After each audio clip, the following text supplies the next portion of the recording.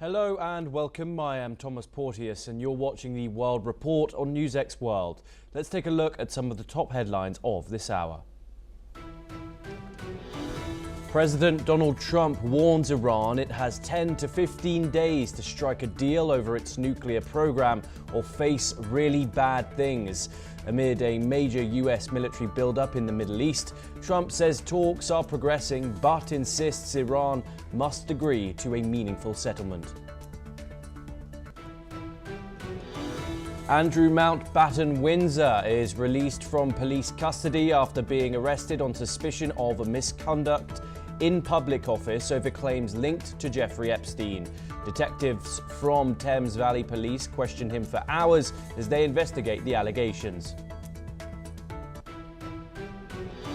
President Trump tells the first meeting of his Board of Peace that nations have pledged $7 billion for Gaza reconstruction, conditional on Hamas disarming. Major questions remain over disarmament, Israeli troop withdrawal, humanitarian aid, and whether the board can deliver results. North Korean leader Kim Jong-un says the country has moved beyond its worst difficulties as he opens a key party congress in Pyongyang. State media quotes him saying the nation now enters a stage of optimism and confidence after years of hardship. Venezuela's ruling party-led legislature approves a limited amnesty bill that rights groups say does not go far enough to free hundreds of political prisoners. Interim President Delcy Rodriguez releases some detainees while easing oil tensions with Washington. The United States pays about $160 million towards more than $4 billion it owes to the United Nations. The partial payment comes as President Donald Trump hosts the first meeting of his Board of Peace, which some experts say could undermine the UN. French President Emmanuel Macron clashes with Italian Prime Minister Giorgia Meloni after a far-right activist is beaten to death in Lyon. Meloni blames left-wing extremists and calls it a wound for Europe, while Macron urges her to stay in her own lane. President Trump tells Congress he is seeking a civil nuclear pact with Saudi Arabia that does not include long-standing US non-proliferation safeguards. Both Trump and former President Joe Biden have backed efforts to help the kingdom build its first civil nuclear power plants.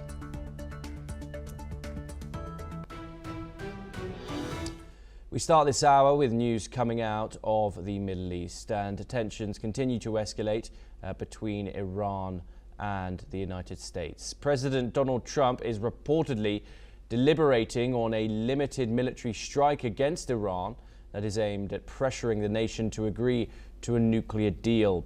Reports say that if Iran refuses to comply with Trump's directive to end nuclear enrichment, the US may escalate its actions. The initial assault, if authorized, would target a select few military or government sites. This move, expected to avoid full-scale retaliation, and could take place within days. This decision comes amid the largest US military buildup in the Middle East in over 2 decades, with Trump facing one of his most significant choices of his second term. Sources say that no specific targets have been provided to US troops yet, which indicate that Trump has not yet fully committed to military action. The president remains hopeful for a diplomatic deal, but has given an uncertain timeline, suggesting a decision on the talks will likely come in the next 10 to 15 days. Let's listen in to Trump's statements on Iran. As you know, Iran is a hot spot right now, and they're meeting, and they have a good relationship with the representatives of Iran, and, you know, good talks are being had. It's proven to be, over the years, not easy to make a meaningful deal with Iran. We have to make a meaningful deal. Otherwise, bad things happen. But we have to make a meaningful deal. But they have a great relationship with the representatives of Iran. They have a great relationship with the other one that they're really working on. Joining us to discuss the ongoing and developing situation in the Middle East is Adrian Calamel, a terrorism scholar joining us live from New York. Thank you so much, Adrian, for joining us here on the program. Adrian, this is the biggest military build-up in the Middle East for over 20 years. The US has around 30,000 to 50,000 troops that have been stationed there now, and over 7,500 on one single aircraft carrier and 70 aircraft. A limited strike is being spoken about. What does that mean in this context, especially the sheer amount of weaponry that's been built up in the region? Yes, good morning to you, Thomas, and good to see you again. Good morning to your viewers. Yeah, it's power projection. It's trying to force the Islamic Republic to a table. It's trying to put pressure on them. If you look at the buildup compared to 20 years ago, this is really much different. That was a land-based buildup, where this is naval, air-based.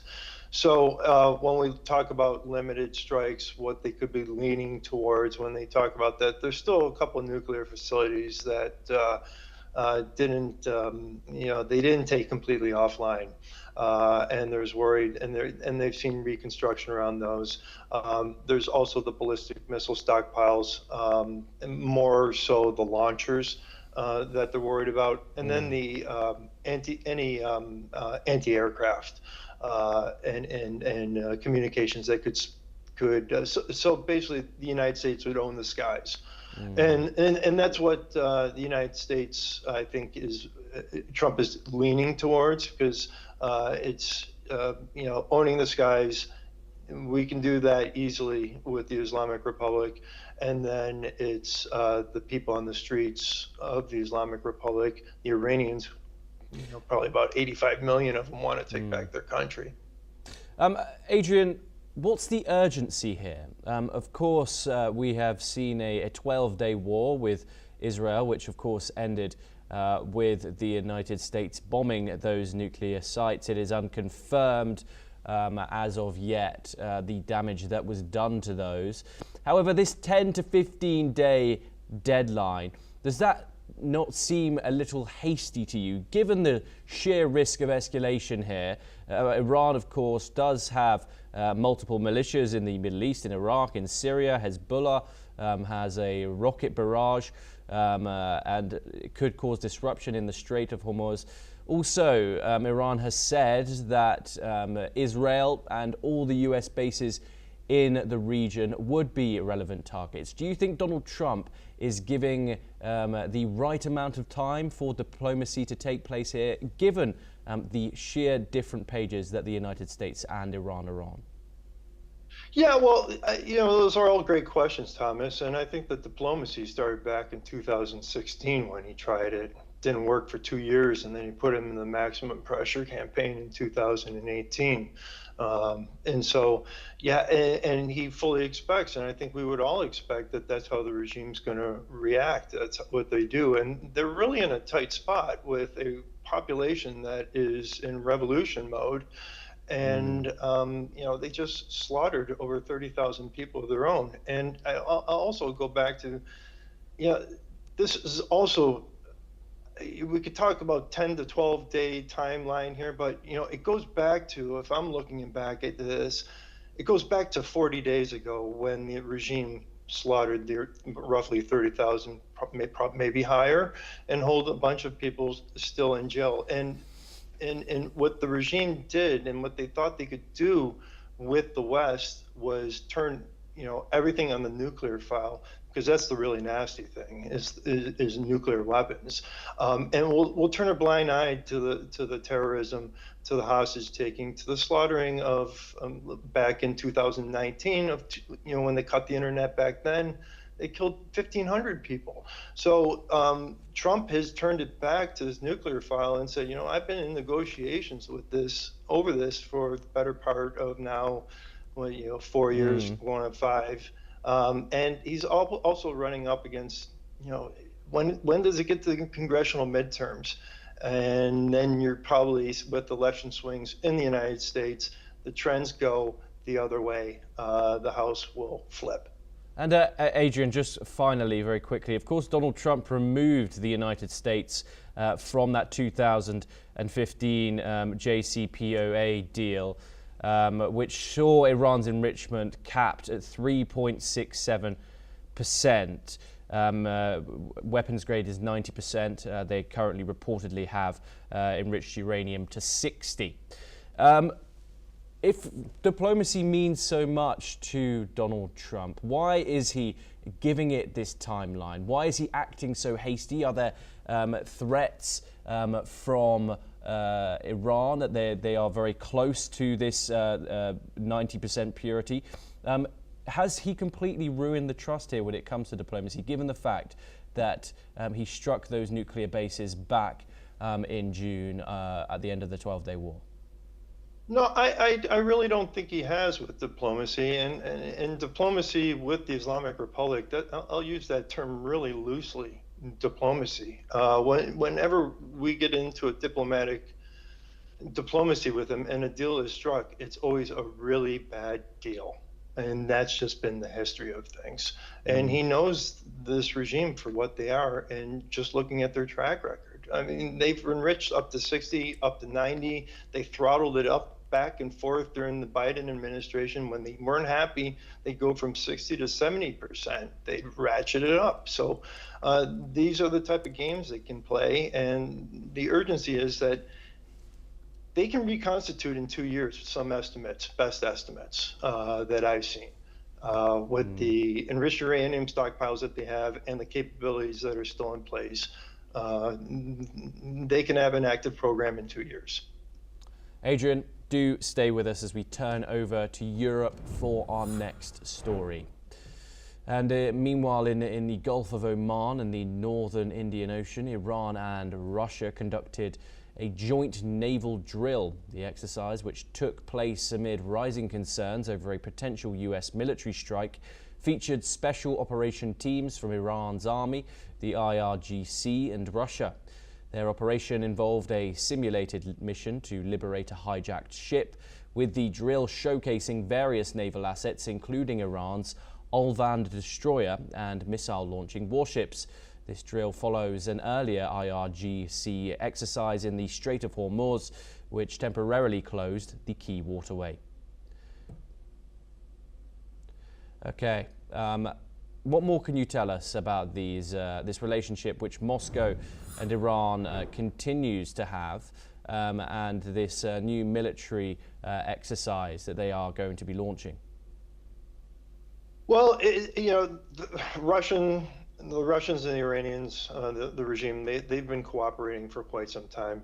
You go back to the Syrian intervention, that's when it really starts to form that relationship.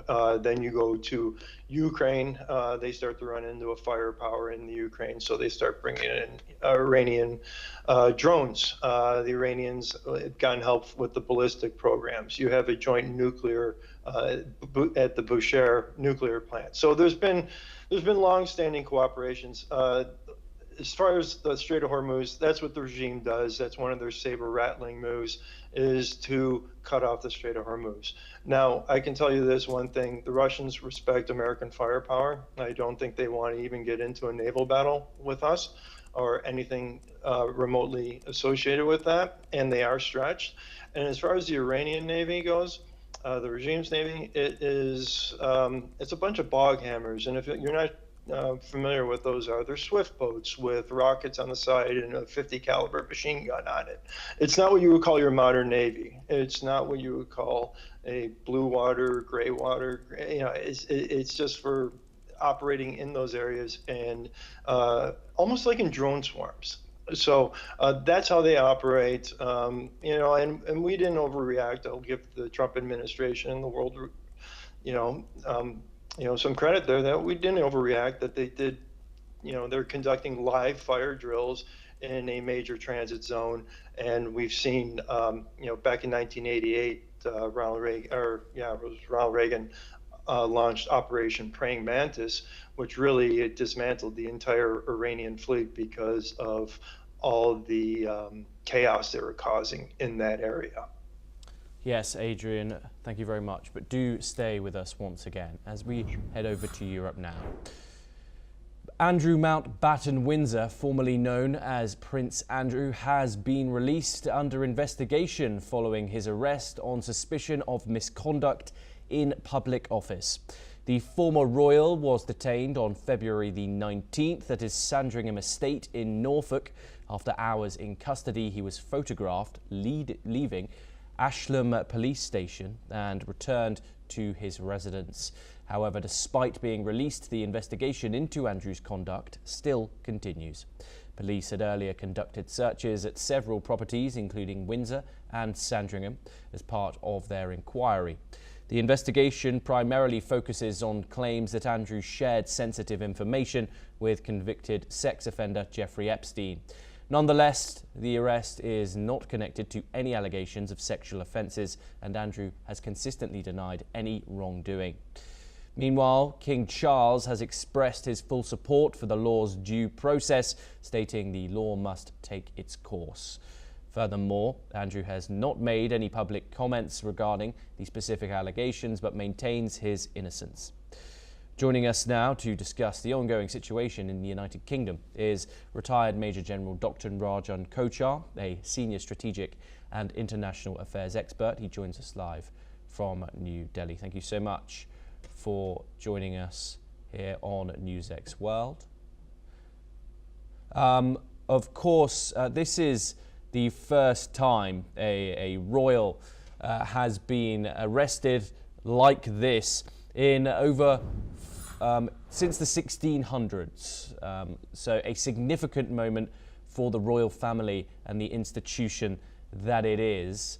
How damaging do you think this scandal is to them, and what have you made of the response directly from the Crown? We are seeing statements come out pretty much as news breaks, something which is rather new under King Charles.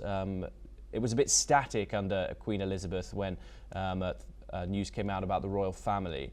So how do you analyse how this has affected their image in the United Kingdom and beyond, and the response to this scandal? Good morning, Thomas.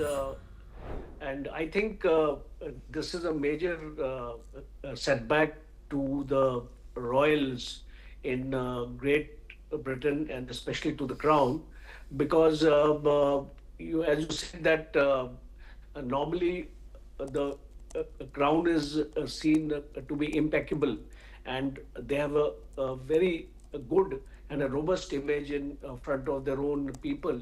But the first time that a person of royal lineage, he has been charged, and he's the younger brother of King Charles III, and his residences have also been searched in Norfolk and Berkshire. Berkshire was his previous residence. So, so far as the investigations are concerned, he has neither been charged nor he has been cleared. So, when the police authorities say that release under investigation, it implies that this can carry on for a couple of more months also.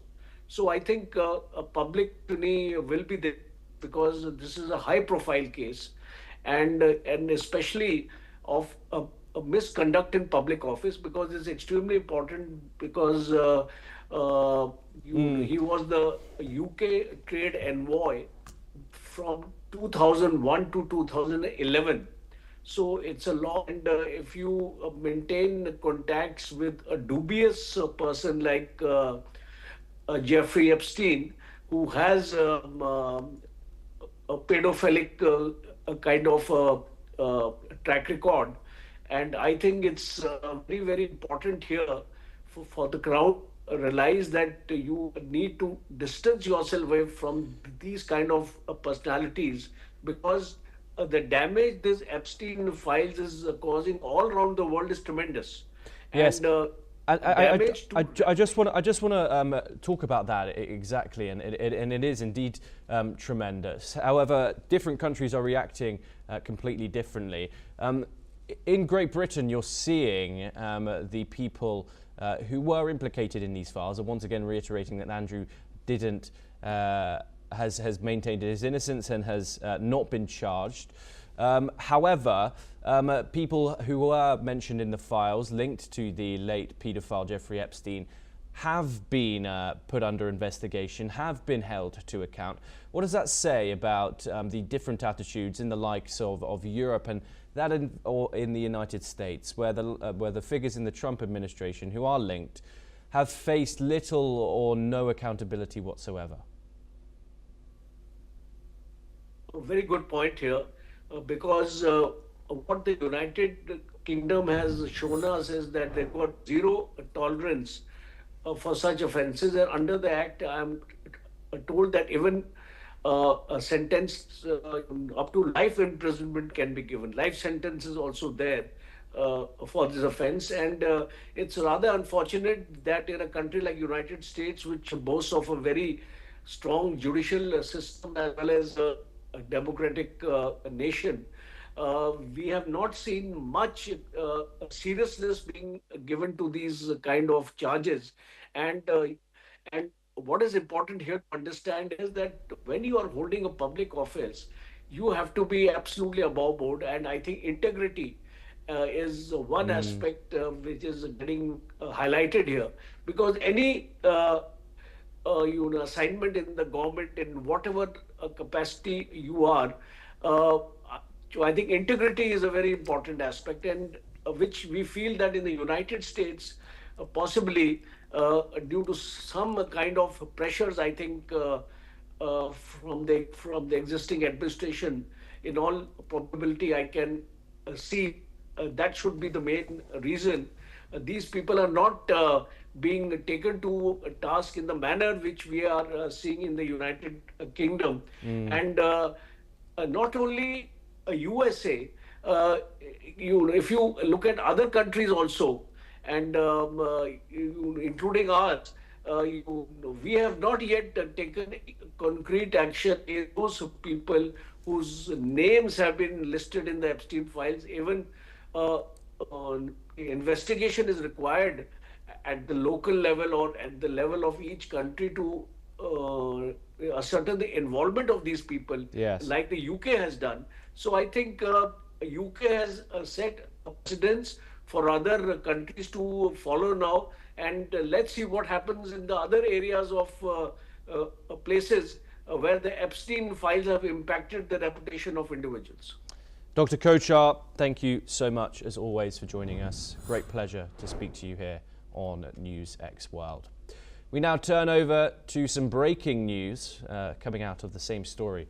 The UK Foreign Secretary will travel to Washington, D.C. today, following her visit to the United Nations yesterday. During her trip, she is scheduled to meet with US Secretary of State Marco Rubio, and the discussions will focus on deepening UK-US cooperation on a range of critical issues, including security, global diplomacy, and economic partnerships. The visit comes at a crucial time, with both nations looking to strengthen their alliance and collaborate on key international matters. The talks will aim to align policies and further enhance the strategic relationship between the UK and the US. The Foreign Secretary's trip follows her successful engagement at the UN, and she is expected to return with new initiatives to advance bilateral interests. Next, we return to West Asia.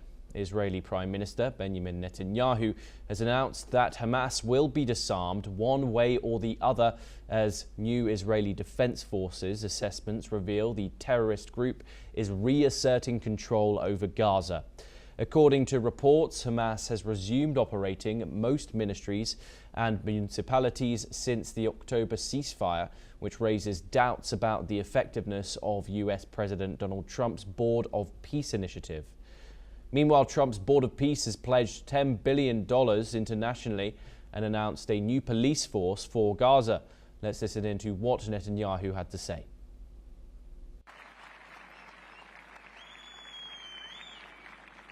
ובאשר לעזה, כוחותינו לופתים מכל עבר את הרצועה, אתם הייתם שם, אתם יודעים. בהתאם ליעדי המלחמה שקבענו, החמאס יפורק מנשקו ועזה תפורז. וסיכמנו עם ידידינו בארצות הברית, לא יהיה שיקום הרצועה לפני פירוז הרצועה. ובקרוב מאוד, החמאס יועמד בפני דילמה, להתפרק מנשקו בדרך הקלה או להתפרק מנשקו בדרך הקשה. אבל הנה דבר נוסף שאני מבטיח לכם, הוא יפורק מנשקו ועזה לא תאיים עוד על ישראל. Adrian Calamel joins us once again to discuss this. Adrian, Hamas disarmament, how likely is it, given that even after the 2 years of war, 80% of Gaza being destroyed, over 80% of Gaza being destroyed, and all the hostages being returned, Hamas still asserts control over the Gaza Strip? How likely is it that the militant group will be disarmed by a means that Netanyahu wishes to push forward? Yeah, great question, Thomas. And I did watch the entire press conference today, and it just looks like the Trump administration's putting the cart before the horse here. They're talking about economic development, board of peace, putting in a police force to keep the peace there. But you still have, if you look at number one on his 20-point plan, it's de-radicalization of the Gaza Strip. And I don't see how that happens without Hamas out of there. Point number six, that's safe passage for Hamas to neighboring countries. I haven't seen any Hamas members doing that, so they're clearly not going to do this. And I don't know if this was obfuscation when the peace plan was put up there, but if you go through it, numbers 1 through 20, if it's done point by point, you don't only get to removing Hamas and demilitarizing them until 13 through 15. It talks about destroying tunnels, talks about destroying weapons or turning them over, etc. So it's going to be very difficult. Hamas is not going to give up. They will not. They've used the word hudna when the ceasefire was agreed, and in Islamic military terms, that just means it's a stalling tactic, and you're religiously obligated once you gain your strength to regain the fight, to resume the fight. It's a religious obligation. So I'm afraid that's what we're looking at. Adrian, what does this say about the resilience of the group, Hamas? As we've said, over 70,000 people have been killed in Gaza. Over 80% of the enclave lies in ruin. It's still very much isolated from the rest of the world. Limited humanitarian aid trickling in. However, the group has once again reportedly reasserted control over the enclave. The resilience of this group seems to be pretty hardwired. It sure is. They have a monopoly on violence, and they're not afraid of death. Those are two very scary things. So when the aid comes in, they take control of it. Medical aid, and that's why they're still starting to take control of ministries, health ministries, things of that nature. Their grip, they've been there since, what was it, 2005, 2006, that they've been in the Gaza Strip, and what they've done is they've built the layers above, but also the subterranean structure that clearly the IDF was not able to completely root them out of. Adrian Calamel, unfortunately we have run out of time, but thank you very much for joining us. Great pleasure to speak to you. We move on now. The United Nations probe has said that mass killings of non-Arab communities when the Rapid Support Forces paramilitary group captured the Sudanese city of al-Fashir bears the hallmarks that point to genocide. However, the UN Independent International Fact-Finding Mission for the Sudan has said that at the end of October last year, the RSF took over the city, which had been the last remaining stronghold of the Sudanese armed forces in the Darfur region in the west of the country, with thousands of people killed and raped during 3 days of horror. The British Foreign Secretary Yvette Cooper has responded. Let's take a listen in to what she had to say. Good morning. Today in the Security Council session, we will be discussing Sudan. It is the greatest humanitarian crisis of the 21st century, and the world must not look away. 2 weeks ago, I visited Adre, the camp at the Sudan border with Chad, a huge camp of mainly women and children, and women who told me some of the horrors that they had seen. I spoke to nurses, teachers, small businesswomen, people who had lost their families, had everything ripped from them, and who told me too about the scale of sexual violence and rape being used as a weapon of war. I heard stories of children, teenage girls, enduring the most appalling and horrendous sexual violence. This is a war that is being waged on women's bodies. And we've seen too how too often the world has looked away from the atrocities in Sudan. That is why the UK led the process to commission the UN fact-finding mission into the RSF siege and capture of al-Fashir, the report is out today and whose findings I will be taking to the Security Council this morning. And the report's findings are chilling. Starvation used as a weapon of war, mass killings, civilians ambushed and slaughtered as they fled, and women raped by the bodies of their murdered children, ethnic targeting and perpetrators calling for extermination, and what the report describes as hallmarks of genocide. Today we will take this report to the Security Council so the world cannot look away, because we need action from across the international community, international criminal investigations and accountability for vile perpetrators and justice for victims. We move on now and over to the United States and news from the entertainment world. Actor Dane, best known for his roles in Grey's Anatomy and Euphoria, has passed away at the age of 53. The California-born star had been battling ALS, a disease he revealed last year.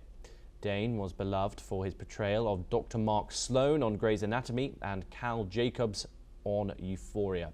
In a statement, his family said he passed away surrounded by his wife, Rebecca Gayheart, and their 2 daughters, Billy and Georgia.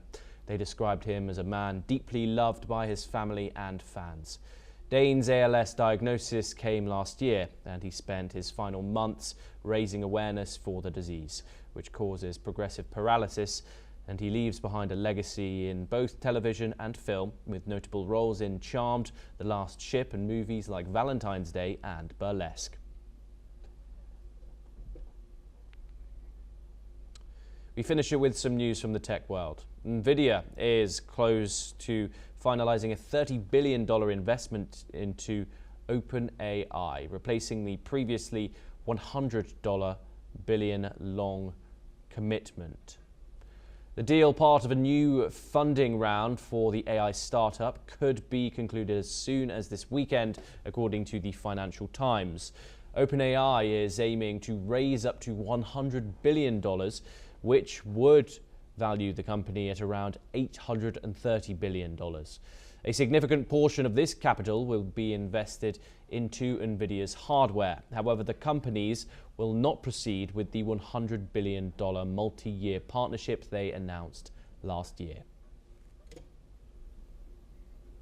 Well, that's all that we have time for this hour. Keep watching NewsX World for more international news updates.